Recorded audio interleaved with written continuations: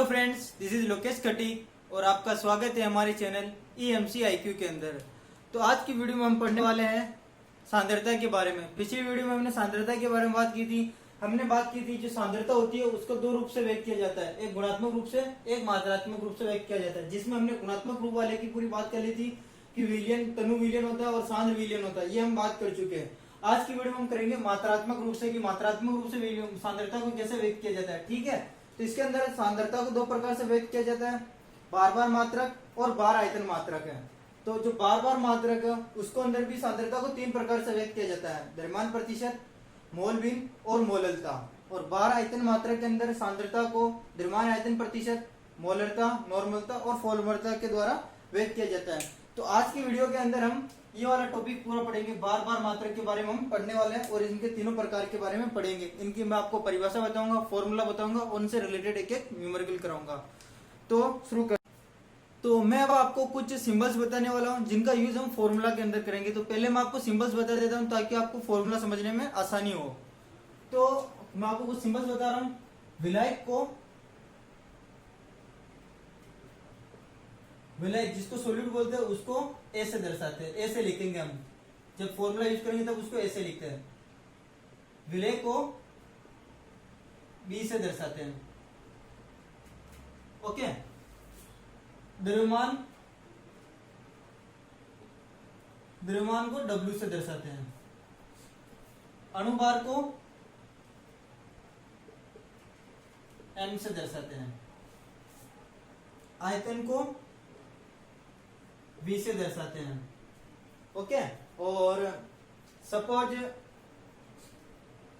जैसा आप कैसे लिखा हुआ है WB, W और B लिखा हुआ है, W और B लिखा हुआ है। इसका मतलब है कि देखो B क्या है अपने विलय है और W क्या है द्रव्यमान है। तो इसका मतलब हुआ विलय का द्रव्यमान।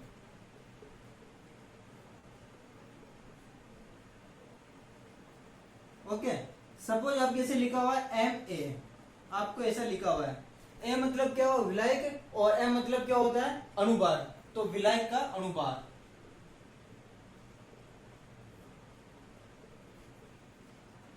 तो इस तरह आपको अगर ये सिंबल्स पता होगा तो आप इनके बारे में जान पाओगे, फॉर्मूला के अंदर आपको आसानी होगी। जैसे मोल को आप एन से दर्शाते हो,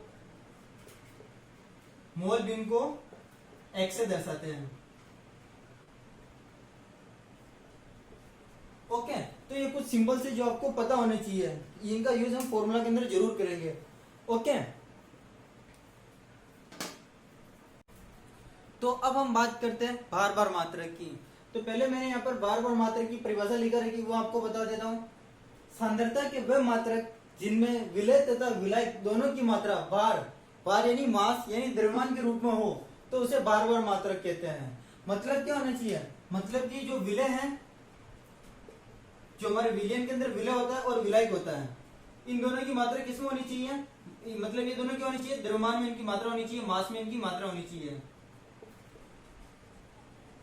मतलब इनकी मात्रा या तो ग्राम में होगी या केजी में होगी। तो उनको क्या कहेंगे, बार बार मात्रा कहेंगे, जिसमें विलय और विलायक दोनों क्या हो, मास के रूप में हो, ग्राम में उनकी मात्रा दे रखी हो। ओके। अब हम बात करते हैं इनके प्रकार की। तो बार बार मात्रा तीन प्रकार के होते हैं, अब उन तीनों को हम डिटेल में पढ़ते हैं। ओके। तो अब हम बात करते हैं द्रव्यमान प्रतिशत, द्रव्यमान प्रतिशत की। जो बार बार मात्रा का जो पहला प्रकार है वो है द्रव्यमान प्रतिशत। तो मैंने यहाँ पर द्रव्यमान प्रतिशत की भी परिभाषा लिखी हुई है।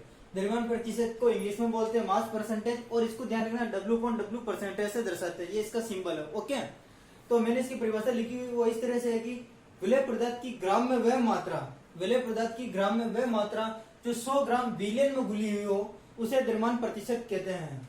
विलय पदार्थ की ग्राम में वह मात्रा जो 100 ग्राम विलयन में घुली हो उसे द्रव्यमान प्रतिशत कहते हैं और इसे W/W परसेंट से दर्शाते हैं। ओके। मतलब क्या होना चाहिए कि जो विलय होगा वो भी ग्राम में होगा, जो विलायक होगा वो भी ग्राम में होगा, और उन दोनों की जो मात्रा होगी वो कितनी ग्राम होगी, 100 ग्राम होगी। मैंने आपको बताया था कि विलयन जो होता है विलय प्लस विलायक से मिलकर बना होता है, विलय तथा विलायक से मिलकर बना होता है। तो जो विलय की मात्रा भी किसमें होनी चाहिए, ग्राम में होनी चाहिए, विलायक की मात्रा भी ग्राम होनी चाहिए, और टोटल इनकी मात्रा कितनी होनी चाहिए, 100 ग्राम होनी चाहिए। सपोज आपने मान लिया कि आपके पास में विलय 30 ग्राम है, तो जो विलायक होगा वो होगा आपके 70 ग्राम। ओके, और इनका जो टोटल विलियन का जो मात्रा होगी वो होगी 100 ग्राम। तो ये इस तरह से होता है, द्रव्यमान प्रतिशत है। अब मैं आपको द्रव्यमान प्रतिशत का फॉर्मूला बताता हूं। द्रव्यमान प्रतिशत का फॉर्मूला होता है, द्रव्यमान प्रतिशत बराबर होता है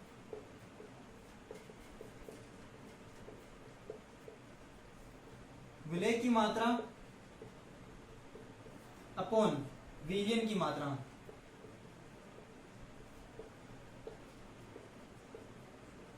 इनटू 100।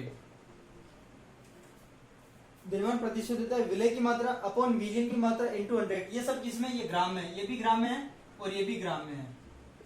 और आप इसको सिंबल में लिखना चाहो तो आप सिंबल में ऐसे लिखोगे, विलय को आप दर्शाते हो बी से दर्शाते हो, और मात्रा को मतलब जो मास है उसको डब्ल्यू से दर्शाते हो, तो आप इसे लिखोगे डब्ल्यू बी अपॉन, और जो विलियन है, विलियन किससे, विलय और विलय दोनों से मिलकर बना होता है, तो आप इसे लिखोगे W A plus W B into 100। और द्रव्यमान प्रतिशत को किसे दर्शाते हो, डब्ल्यू अपॉन डब्ल्यू परसेंटेज से। तो ये इसका फॉर्मूला है द्रव्यमान प्रतिशत का, W B upon W A plus W B into 100। यहाँ पर डब्ल्यू बी क्या है, विलय की मात्रा ग्राम के अंदर है, और W A plus W B क्या है, विलियन की मात्रा। ये विलय, सॉरी ये विलय का और ये विलय है, इन दोनों का योगी क्या होता है, विलियन होता है। तो ये अपने किसका फॉर्मूला, ये हमें फॉर्मूला मिला द्रव्यमान प्रतिशत का। ओके, अब हम द्रव्यमान प्रतिशत से रिलेटेड एक न्यूमेरिकल करते हैं।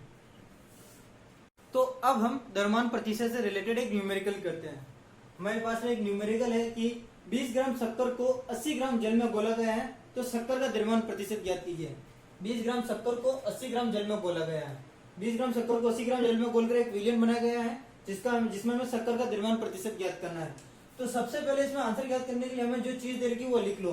यहाँ पर देखो शक्कर और जल दे रखा है, शक्कर कम मात्रा में तो शक्कर विलय है, और पानी ज्यादा मात्रा में तो विलायक है, और इन दोनों का योग क्या बनेगा, विलियन बनेगा। ओके, तो हमें यहाँ पर देखो विलय क्या, शक्कर है, तो हम यहाँ पर लिखते हैं कि विलय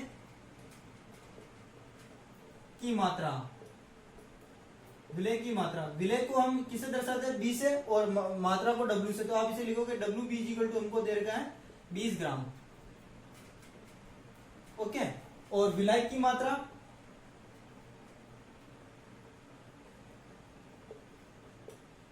विलय की मात्रा, विलय को ऐसे दर्शाते हैं, और मात्रा को मतलब जो इनकी मात्रा दे रही उसको डब्ल्यू से दर्शाते हैं, तो W upon A, W A. Okay, ये हमें दे रही 80 ग्राम, ये हमें दे रखा है 80 ग्राम। तो टोटल विलियन की मात्रा कितनी होगी, विलियन की मात्रा मतलब क्या है, W A plus W B, ये कितना होगा, 20 प्लस 80 इक्वल टू 100। ओके, अब हमारे पास में द्रव्यमान प्रतिशत का सूत्र होता है, सूत्र क्या हमारे पास में, डब्ल्यू अपॉन डब्ल्यू परसेंट, जो सूत्र है हमारे पास में वो है W B upon W A plus W B into 100। अब हमारे पास जो मान है उस फॉर्मूले के अंदर पुट करते जाते हैं और आंसर निकालते हैं। तो डब्ल्यू अपॉन डब्ल्यू परसेंट हो जाएगा अपने, डब्ल्यू बी कितना है, 20 है, डब्ल्यू है और W A plus W B 100 gram है, 100 इंटू 100, तो ये अपना आ जाएगा 20। मतलब कि द्रव्यमान प्रतिशत कितना आएगा, 20% आएगा। ओके, तो शक्कर का जो द्रव्यमान प्रतिशत है वो कितना है, अतः शक्कर का द्रव्यमान प्रतिशत 20% डब्ल्यू अपॉन डब्ल्यू है। ओके, तो इस तरह से हम न्यूमेरिकल करेंगे। जो हमें मात्रा दे रखी, विलय की मात्रा, विलय की मात्रा, फॉर्मूला हमारे पास में पुट किया और आपने आंसर आ गए हैं। ओके, अब हम करते हैं सेकंड नंबर का मोल अंश के बारे में। मोल अंश के बारे में पढ़ते हैं। तो मैंने यहाँ पर मोल अंश की भी परिभाषा लिखी है। मोल अंश को मोल भिन्न भी बोलते हैं और मोल प्रभाज भी बोलते हैं, जिसको इंग्लिश में बोलते हैं मोल फ्रैक्शन, और मोल अंश को ध्यान रखना कैपिटल एक्स से दर्शाते हैं।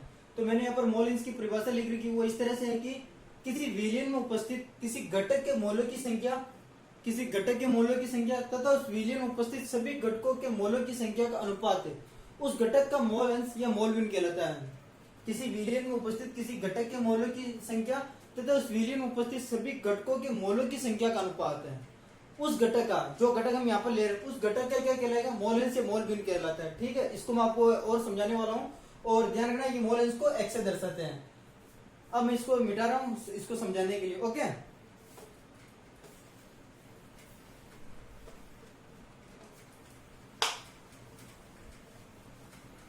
तो देखो, मानना कि हमारे पास में कोई विलयन है, मानना मैं लिख देता हूं कि हमारे पास में कोई विलयन है जिसके अंदर उसके घटक विलय और विलायक है। माना किसी विलयन में, माना किसी विलयन के घटक विलय, जिसको बी से दर्शाते विलय तथा विलायक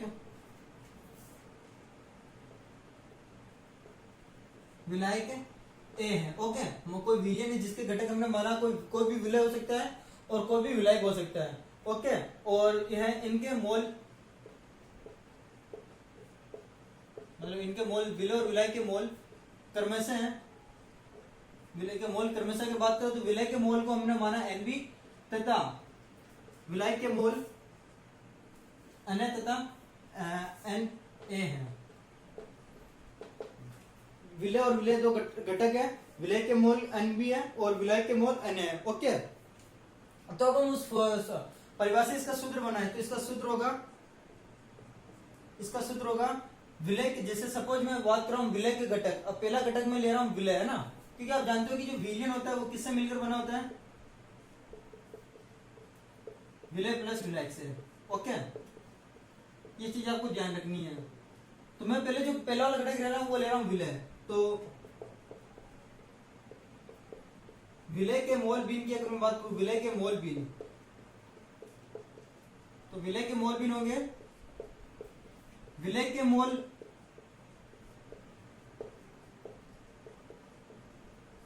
अपॉन कुल मोल, विलयन के कुल मोल मतलब विलय और विलायक के कुल मोल। तो मैं यहाँ पे लिख देता हूं विलयन के कुल मोल,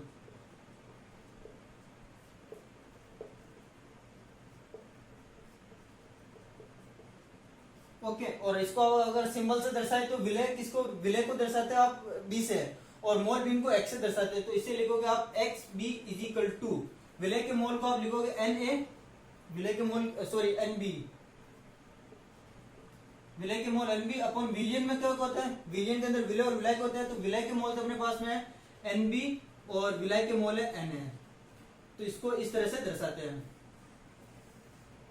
okay, X B equal to N B upon N B plus N A, यहाँ पे लिखा नहीं सॉरी एन ए, ये क्या हो गया, ये तो हो गया अपने विलय के मोल, और ये टोटल विलयन के कुल मोल हो गए जिसके अंदर विलय और विलायक दोनों आ गए हैं। ओके, सपोज ये तो हमने विलय के मोल निकाले हैं, इसी प्रकार अगर मैं विलायक के निकालते तो मैं सीधा ये सिंबल के फॉर्म में लिख रहा हूँ, विलय को ऐसे दर्शाते तो वो हो जाएगा, दिख नहीं रहा, एक second, X A is equal to, वो हो जाता है X A is equal to N A upon N A plus N B, ये इनके पैरों में है। ये किसके हो जाता है, ये विलायक के मोल, ये विलायक के मोल भिन्न, ये विलायक का मोल भिन्न है और ये विलायक के मोल भिन्न है। ओके, तो अब इसको भी हम एक एग्जांपल से समझते हैं, इसका एक न्यूमेरिकल करते हैं। तो चलिए अब हम मोल भिन्न से रिलेटेड न्यूमेरिकल करते हैं। हमारे पास में न्यूमेरिकल है कि एक विलयन के अंदर, एक सॉल्यूशन के अंदर जल के मोल 1.5, एथेनॉल के मोल 1.5 और मेथेनॉल के मोल 1 है। तीन घटक दे रखे, एक जल दे रखा है, एथेनॉल दे रखा है और मेथेनॉल दे रखा है, इनके मोलों की संख्या 1.5, 1.5 और 1 दे रखी है। तो हमें प्रत्येक घटक का क्या ज्ञात करना है, हमें इसकी मोल भिन्न ज्ञात करनी है। तो मोल भिन्न ज्ञात करने के लिए क्या करना पड़ता है, हमारे पास में फॉर्मूला हम उसका यूज करेंगे। अभी हमें जो दे रखा वो लिख देते हैं, हमें दे रखा है जल के मोल, जल के मोल, तो जल H2 होता है, H2O के मोल कितने हैं 1.5। फिर एथेनॉल,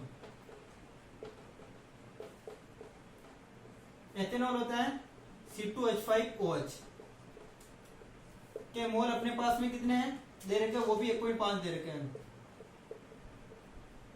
और फिर हमें मेथेनॉल,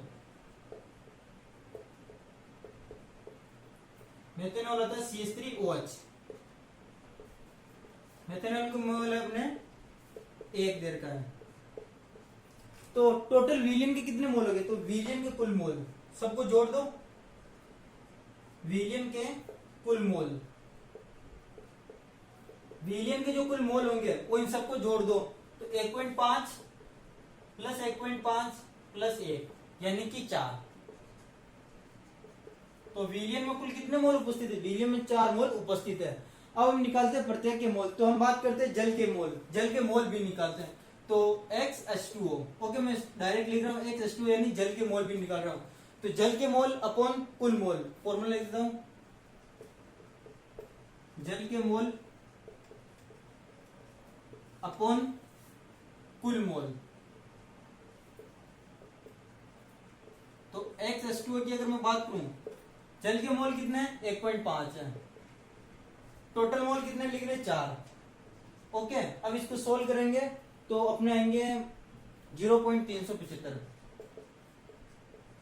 ओके, इसको सोल्व करने पर 0.375 आएंगे। उसके बाद हम निकालते हैं एथेनॉल के, तो XC2H5OH। अब मैं सीधा लिख रहा हूं, एथेनॉल के मोल कितने? 1.5 और कुल मोल है 4। तो इसके भी आएंगे, जो मोल बिन आएगी वो आएगी 0.375 आएगी। ओके, फिर हम निकालते हैं मेथेनॉल। तो मेथेनॉल को CH3OH। इसके मोल बिन की बात करें तो मोल कितना है इसके? 1 है और कुल मोल कितने? 4 है। तो ये आएंगे आपके 0.25। ओके, तो जल के मोल कितना है? जल के मोल है 0.375। एथेनॉल के मोल भी है 0.375 और जो मेथेनॉल उसके मोल है 0.25 मोल। तो ये इस तरह से करना है। आई होप आपको समझ में आ गया होगा। जो मात्रा जो हमको दे रखी है उसको लिख दो और फिर हमारे पास में जो फॉर्मूला उसके आधार पर इस तरह से करेंगे। ओके, अब मोल बिन से रिलेटेड मैंने एक इंपॉर्टेंट लाइन लिख रखी है, वो देखो। वो लिख रखी है कि किसी विलेन के सभी घटकों के मोल बिन का योग 1 होता है। किसी विलेन के अंदर जितने भी घटक होंगे, विलय और विलय के जो भी घटक होंगे उनका जो मोल बिन होगी उनका योग सदैव 1 होगा। मतलब XF plus XP equal to 1 होगा। जैसा कि हमने जो एग्जांपल किया था उसके अंदर देखो, जल के मोल आए थे XH2 की अगर बात करें तो वो आया था आपके जो मोल बिन आई थी वो आई थी 0.375। हमने फिर बात की एथेनॉल की बात की तो C2H5 उसके जो मोल आए थे वो भी आए थे 0.375 पिछले वाले एग्जांपल में आप देखो। और मेथेनॉल का आया था 0.25 आया था। इसको आप 250 लिख दो। तो इनका जो इन तीनों का योग होगा वो 1 होगा। देखो आप जोड़कर देख लो, 0.375 और 0.25 25 याद है ना, वो लिख लो। ओके, जब आप इनको जोड़ोगे तो ये आ जाएगा 0 14 15 20 हासिल 2, तो ये हो जाएंगे ये। तो देखो इनका जो योग आ रहा है वो भी कितना आ रहा है? 1 आ रहा है। मतलब कि जो विलियन के अंदर जितने भी घटक होंगे उन सभी का मोल बिनों का जो योग होगा वो हमेशा 1 होगा। ओके, तो ये चीज आप ध्यान रखना। अब हम करते हैं थर्ड, मोललता। तो अब हम पढ़ते हैं मोललता। मोललता को इंग्लिश में बोलते हैं मोलालिटी, और मोललता को जो होता है स्मॉल एम से दर्शाते हैं। ध्यान रखना, हम जो बाहर आयतन मात्रा पढ़ेंगे उसमें पढ़ेंगे मोलरता, वो अलग चीज है, उसको हम कैपिटल एम से दर्शाते हैं। ये मोललता है जिसको स्मॉल एम से दर्शाते हैं। ओके, तो इसकी परिभाषा है कि 1 केजी में 1000 ग्राम होते हैं। तो 1 केजी विलायक में उपस्थित विलय के मोलों की संख्या को विलियन की मोललता कहते हैं। 1 केजी विलायक में उपस्थित विलय के मोलों की संख्या को विलियन की मोललता कहते हैं। ओके, और इसे स्मॉल एम से दर्शाते हैं। तो अगर मैं इसका सूत्र बताऊं तो इसका सूत्र क्या होगा? इसका सूत्र होगा मोललता is equal to small M से दर्शाना विलय के मोल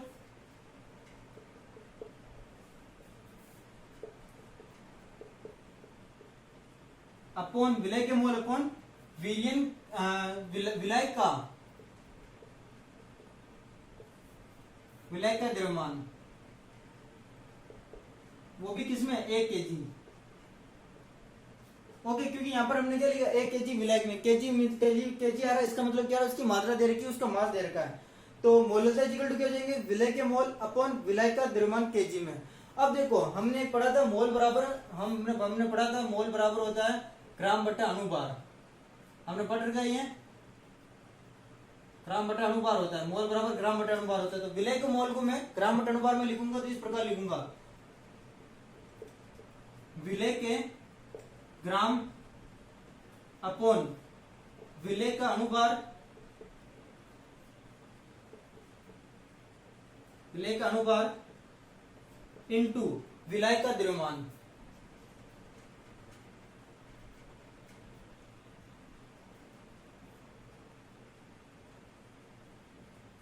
ओके, विलायक द्रव्यमान। अब देखो हम जानते हैं कि 1 kg बराबर होता है 1000 ग्राम। ओके, 1 ग्राम बराबर कितना हो गया? 1 ग्राम बराबर हो गया 1/1000। ओके, तो ये यहाँ पर द्रव्यमान केजी में, मैं इसको क्या चेंज कर रहा हूँ, मैं इसको ग्राम में चेंज कर रहा हूँ। तो ये द्रव्यमान है, इसको मैं यहाँ पर ग्राम में लिख रहा हूँ। और देखो यहाँ पर मैं लिखूंगा 1/1000, तो 1000 ऊपर चले जाएंगे, जिसको मैं ऊपर मल्टीप्लाई करा दूंगा। ओके, तो इसका फॉर्मूला हो जाएगा मोललता का विलय के ग्राम इंटू 1000 अपॉन विलय का अनुपात इंटू विलय का द्रव्यमान। अब केजी में, अब ग्राम में है, तो मैं इसको सिंबल के रूप में दर्शाऊं तो मोललता m इक्वल टू आपकी हो जाएगी विलय के ग्राम, विलय को मतलब आप W और आप किससे दर्शाते हो? 20 से, इंटू 1000 अपॉन विलय का अनुभार, विलय क्या अपने B है और अनुभार को m से दर्शाते हैं, तो हो जाएगा MB इंटू विलय का द्रव्यमान, विलय का द्रव्यमान को आप W ग्राम में। ठीक, ये तो ऐसे ग्राम ही होगा, ये भी ग्राम हो जाएगा। तो ये आपके मोललता का सूत्र है।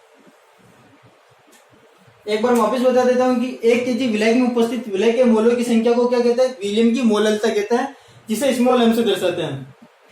तो हमारे पास में सूत्र है मोललता इक्वल टू क्या है? विलय के मोल अपॉन विलय का द्रव्यमान केजी के अंदर, क्योंकि हमने यहाँ पर 1 केजी ले रखा है। ओके, अब मैं क्या कर रहा हूं कि हमने मोल बराबर हमने पढ़ा था ग्राम बटा अनुभार होता है, तो मैंने इसको चेंज कर दिया विलय के ग्राम अपॉन विलय का अनुभार। और हम जानते हैं कि जो विलय का द्रव्यमान है वो केजी में, मैंने इसको ग्राम में चेंज कर दिया। तो ग्राम में चेंज करेंगे तो 1 केजी इसकी जगह आ जाएगा 1/1000, तो जो 1000 नीचे आएंगे उसको मैंने ऊपर भेज दिया।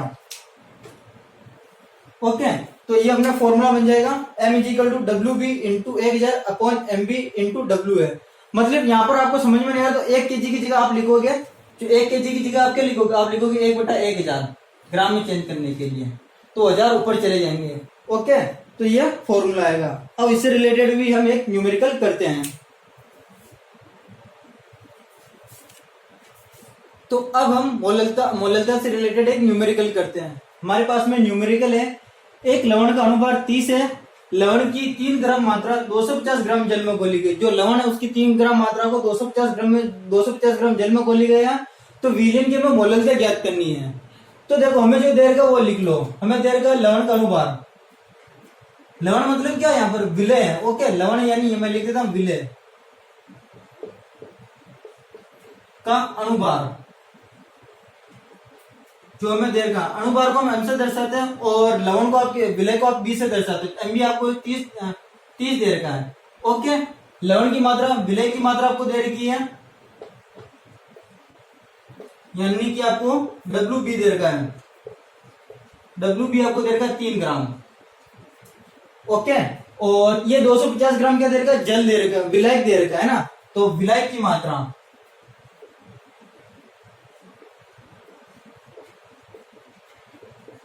W है इक्वल टू आपको दे रखा है 250 ग्राम। ओके, हमें ज्ञात करनी है मोललता। तो मोललता का हमने फॉर्मूला पढ़ा था m equal to WB into 1000 upon MB into W है, यही फॉर्मूला है।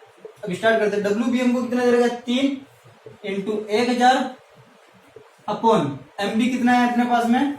MB देखो हमको 30 दे रखा क्वेश्चन के अंदर ही, इंटू ये दे रखा 250। ओके, तो इसको जब आप सोल्व करोगे तो कितना आएगा? 1 0 से 1 0, 1 0 से 1 0, 3 से 3 खत्म, तो 25 10/25 यानी कि 2/5 0.4 m 0.4 m 0.4 मोलर था। या आप इसको अगर मात्रा में लिखना चाहो तो 0.4 मोल अपॉन केजी।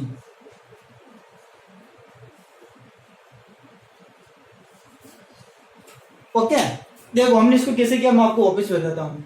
हमें एक लवण दे रखा था, जिसका अनुभार हमको 30 दे रखा है और जिसकी 3 ग्राम मात्रा को 250 ग्राम जल में घोला गया है। तो हमें विलियम की मोललता ज्ञात करनी थी। तो पहले यहाँ पर देखो कुछ लवण की 3 ग्राम मात्रा को 250 ग्राम जल में घोला गया, तो ये लवण क्या है? ये विलय है, और जो 250 ग्राम जल वो क्या है? विलायक, और इन दोनों से सोल्यूशन बन रहा है।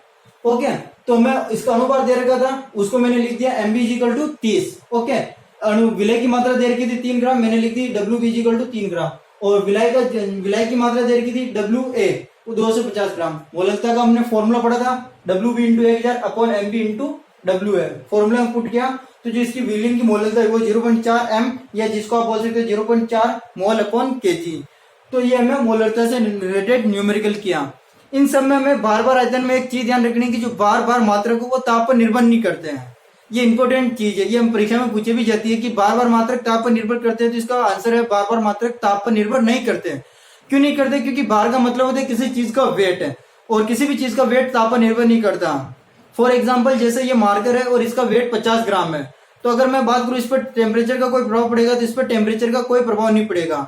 इसका अगर वेट आप अभी नापो या बाद में नापो, हमेशा 50 ग्राम ही रहेगा, तो इस पे ताप पर कोई प्रभाव नहीं पड़ने वाला है।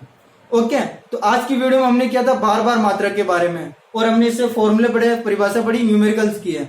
अगली जो वीडियो आएगी उसके अंदर हम भार आयतन मात्रक के बारे में पढ़ेंगे, और सेम वैसे इनको पढ़ेंगे। तो अगर आपको वीडियो अच्छी लगी हो तो वीडियो को लाइक कर देना, कमेंट करना और वीडियो को शेयर करना। Thank you.